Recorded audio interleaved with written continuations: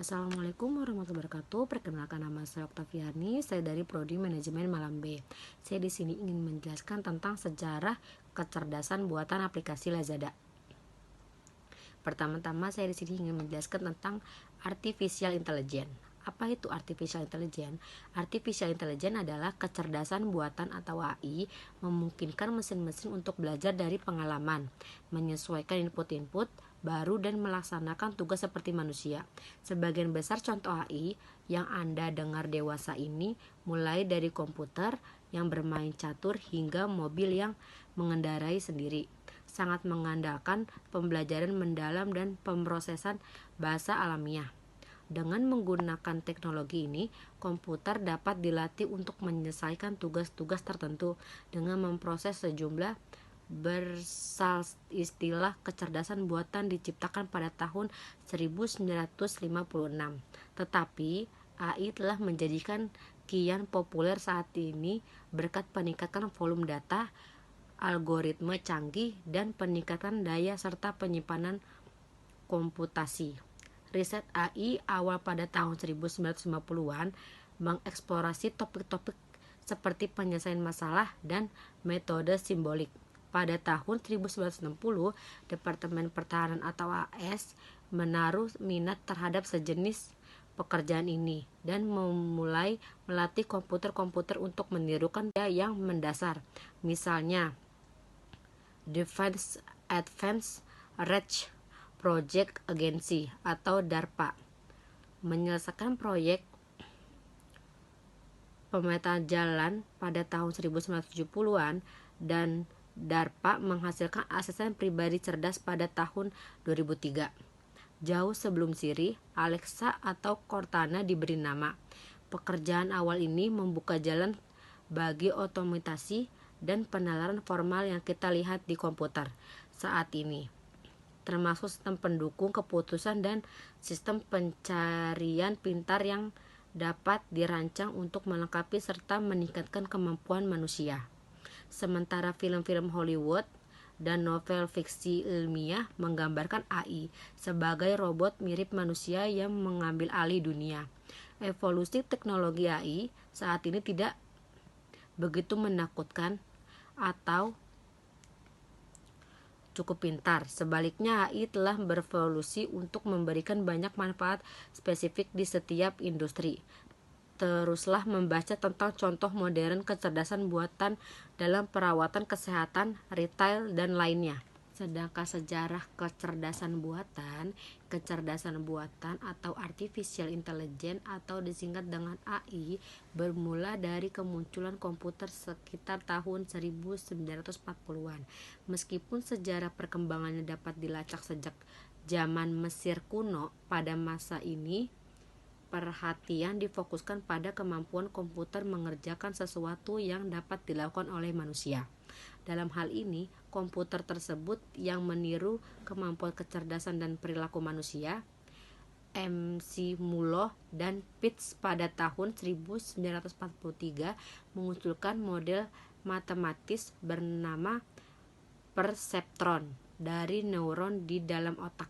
Mereka juga menunjukkan bagaimana neuron menjadi aktif seperti saklar on-off, dan neuron tersebut mampu untuk belajar dan memberikan aksi berbeda terhadap waktu dari input yang diberikan.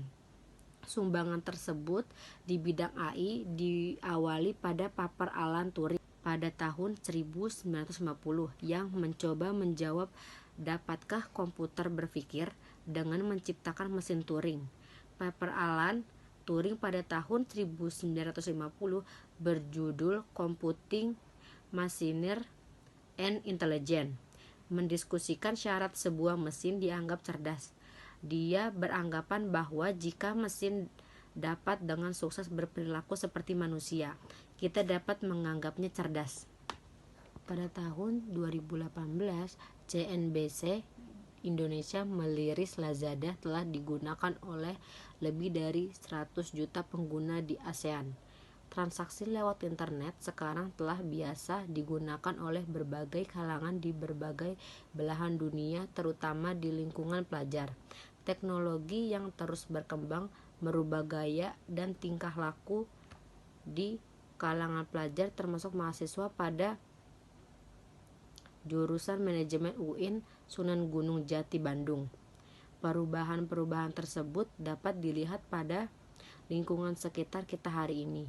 Lazada sebagai salah satu aplikasi e-commerce di ASEAN tentu berhadapan langsung dengan persaingan dari e-commerce lainnya seperti Bukalapak, Shopee, Tokopedia dan yang lainnya. Pada tahun 2018 yang lalu CNBC Indonesia merilis. Sedangkan sejarah aplikasi Lazada adalah perusahaan e-commerce atau perdagangan elektronik swasta dari Singapura yang didirikan oleh Rocket Internet pada tahun 2011.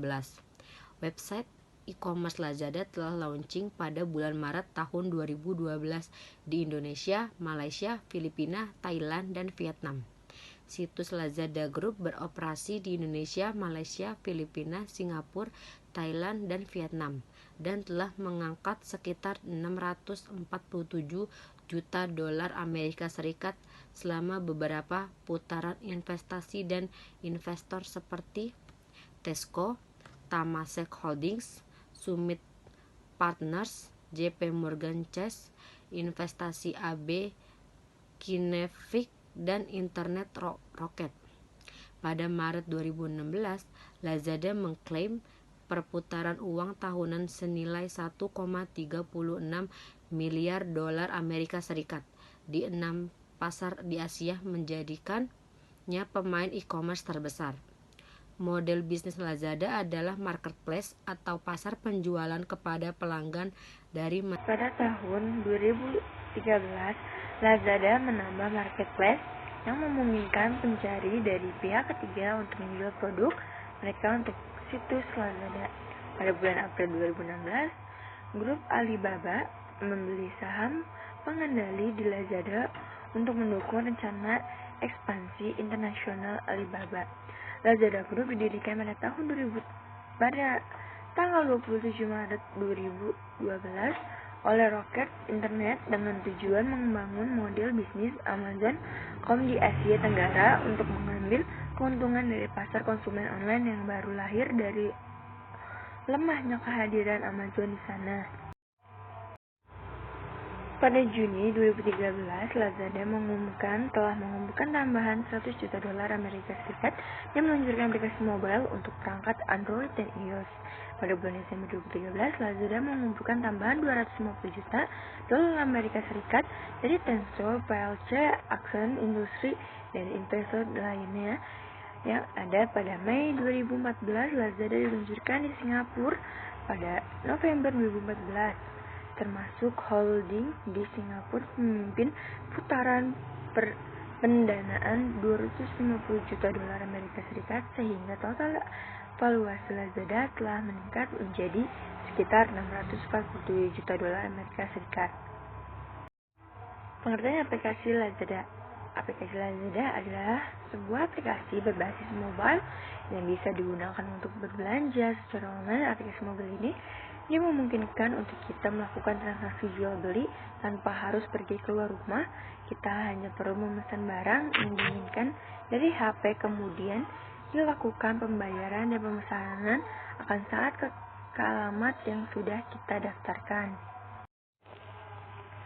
Lazada memiliki ribuan produk dengan berbagai macam kategori seperti gadget, komputer, fashion, peralatan rumah tangga, sampai alat musik. Tentu saja produk yang dijual sudah lulus proses seleksi oleh UA dari Lazada. Kegunaan aplikasi Lazada. Siapa sih yang nggak tahu marketplace Lazada? Berbagai kebutuhan Anda bisa terpenuhi dengan adanya marketplace yang satu ini. Anda bisa bergabung menjadi kementerian Lazada untuk mengembangkan bisnis yang Anda buat. Untuk memudahkan itu, Lazada menyediakan aplikasi bernama Lazada Seller Center. Cara mendaftar menjadi reseller di Lazada. Yang pertama itu ada mengunjungi situs website Lazada, yaitu daftar secara online dapat dilakukan dengan mengunjungi situs resmi dari marketplace Lazada ini. Yang kedua, klik menu jual di Lazada. Anda akan menemukan link halaman jual di Lazada pada bagian footer website Lazada. Maka dari itu, klik dan memulailah membukanya, lalu Anda akan menemukan tulisan daftar sekarang. Yang ketiga, mengisi berbagai kelengkapan data yang diminta, yaitu wilayah atau letak di mana Anda akan berjualan. Yang kedua itu mengisi jenis akun. Yang ketiga itu mengisi lokasi toko. Yang keempat itu nomor telepon yang masih aktif.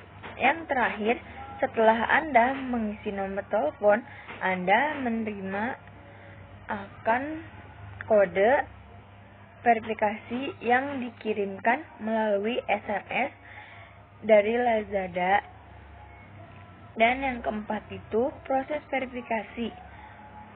Nantinya toko Anda akan diverifikasi oleh pihak Lazada. Setelah selesai, Anda sudah bisa menjual berbagai produk yang ingin Anda tawarkan kepada penjual. Mudah sekali kan? Lazada Seller Center yang harus Anda ketahui. Satu, fitur Lazada Seller Center yang harus Anda ketahui adalah ada beberapa fitur penting yang Anda isi, yang di antara lain adalah sebagai berikut. Yang satu itu inventory. Fitur Lazada Seller Center yang pertama adalah inventory.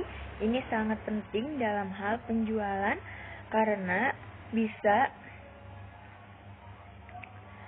bisa memberikan keterangan yang lengkap tentang produk yang dijual. Yang kedua itu pengaturan data. Anda bisa mengatur berbagai hal yang berkaitan dengan data. Ini sangat penting dalam kaitannya aplikasi penjualan produk. Yang ketiga itu pengaturan pemesanan. Ini adalah fitur yang menguntungkan kedua belah pihak, dari pihak seller maupun pembeli, karena dari sini Anda bisa mengatur berbagai pemesanan produk dan juga melakukan pembaruan terkait produk, sehingga pembeli juga tahu sampai mana dan ada tidaknya produk yang dibutuhkan.